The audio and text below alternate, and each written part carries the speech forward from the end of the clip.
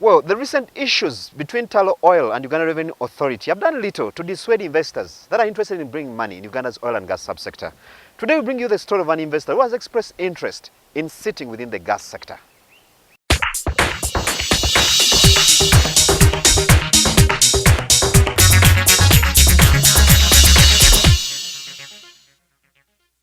Uganda's uptake of liquefied petroleum gas has doubled since 2007 as charcoal and prices of other sources of cooking energy for home use escalate.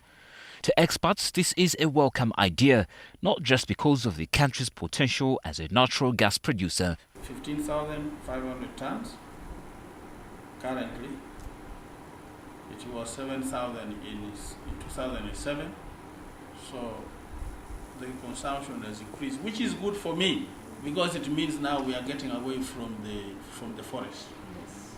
But then we must facilitate. As I said in my opening remarks, the constraint has been the cylinder. On average, Uganda has been losing 122,000 hectares of forest cover every year since 1990, with a lot of energy consumption pressure arising from households.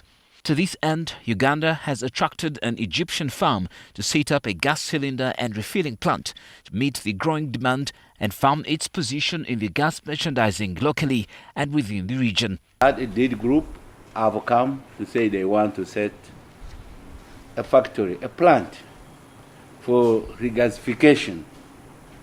Make cylinders, you get the gas and pump into these cylinders and sell them.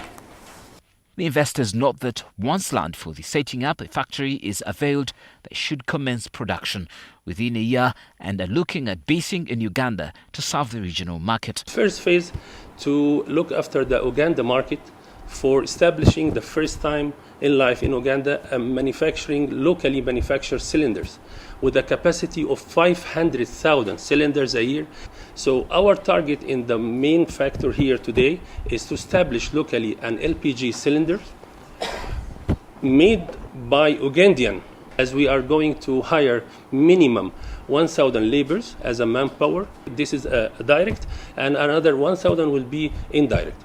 The development comes at a time when Uganda is still upbeat about the final investment decision in the oil and gas sector, despite the recent capital gains tax settlement between Tullow and Uganda Revenue Authority.